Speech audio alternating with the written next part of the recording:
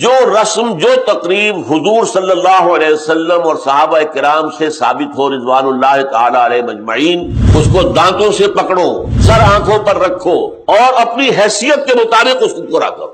لیکن جس تقریب یا جس رسم کا کوئی ثبوت دور نبوی سے نہ ملے، دور صحابہ سے نہ ملے، وہ یقیناً کہیں باہر سے آیا ہے، کسی جاہلیت کا ہم پر حملہ ہوا ہے، یا خود اپنے اگر ہندوؤں سے ہم مسلمان ہوئے تھے تو ہمارا ابھی ہندوانہ پس منظر چل رہا ہے۔ تو ایسی چیزوں کا کم کرنا نہیں، وہ کم سے تو پھر بڑھ کر وہ پودا دوبارہ پھر پورا ہو جاتا ہے، جڑ کاٹ دینا، سرے سے نفی، وجود ہی نہ رہے ان چیزوں۔ خدا کے بندو، حدیث موجود ہے، اعلنوا ھذا النکاح وجعلوہ فی المساجد، ترمذی شریف کی روایت، نکاح کا اعلان عام کیا کرو اور مسجدوں میں منعقد کیا کرو۔ کیا ہو گیا علماء کو، کہاں چھپا رہے اس حدیث کو؟ اگر حضور کی بیٹیوں کے نکاح مسجد میں ہوئے تو کون مسلمان ہے جو کہہ سکے میری بیٹی زیادہ باعزت ہے فاطمہ سے رضی اللہ تعالی عنہ؟ میری بیٹی کا نکاح مسجد میں کیسے؟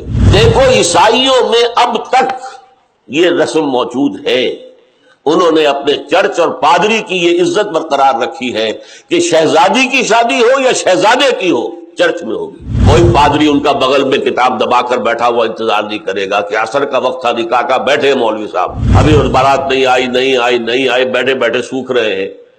وہ پہلے 30 40 50 روپے مل جاتے تھے، اب 300 400 500 مل جائیں گے، اور کیا ہوگا؟ اور وہاں کیا ہوتا ہے؟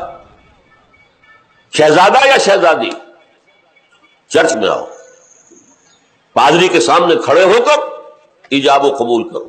اسراف تو یہ ہے کہ ضرورت کی جگہ پر ضرورت سے زیادہ خرچ کیا جائے۔ ایک چھت تو ضروری ہے اپنے اوپر ہونا، لیکن ایکڑوں میں پھیلے ہوئے محل، یہ اسراف ہے۔ لیکن اس سے آگے بڑھ کر تبذیر، ان المبذرین کانوا اخوان الشیاطین، اتنا سخت لفظ، مبذرین تو شیطانوں کے بھائی ہیں۔ مبذر کہتے ہیں اس کو کہ جو بلا ضرورت اپنے دولت کے اظہار کے لیے پیسہ خرچ کر رہا ہے، بلا ضرورت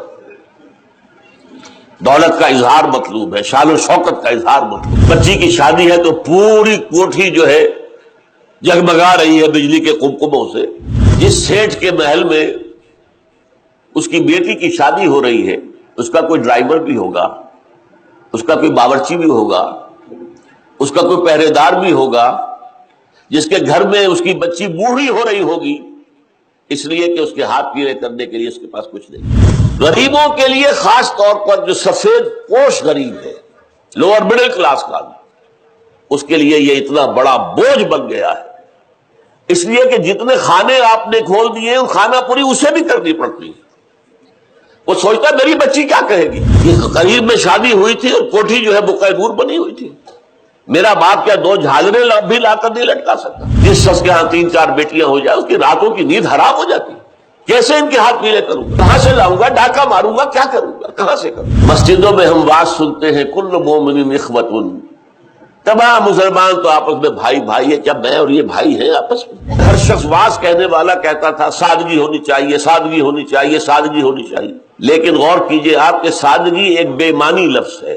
غریب کی سادگی کچھ اور ہے، امیر کی سادگی کچھ اور ہے، جھگی میں رہنے والے کی سادگی کچھ اور ہے اور محل میں رہنے والے کی سادگی کچھ اور ہے۔ لڑکی والوں کی طرف سے نکاح کے موقع پر کوئی دعوت نہیں، قطعاً ثابت نہیں۔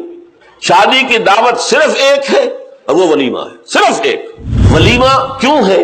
لڑکا جو ولیمہ دیتا ہے اس لیے کہ اس کا گھر آباد ہوا ہے، اس کے ہاں اصل خوشی ہے، لڑکی والوں کے ہاں خوشی نہیں ہوتی۔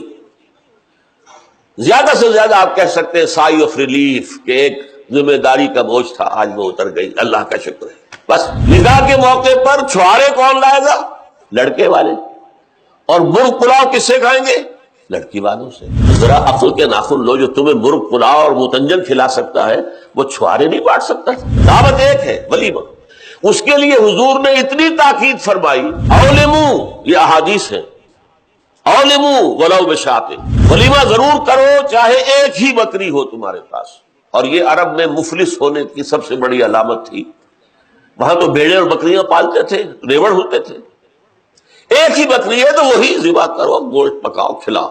یہاں تک دعوت، اذا دعی احدکم للولیمۃ فلیاتھا، جب تم میں سے کسی کو ولیمے کی دعوت دی جائے ضرور جائے۔ اس سے آگے دیکھیے، اور اس میں توازن جو ہے ہماری دین میں اور حضور کے فرمودات میں اس کا ایک نقشہ سامنے آتا ہے. ایسا طعام و طعام الولیمہ، ولیمے کا کھانا برا کھانا ہے. کیوں؟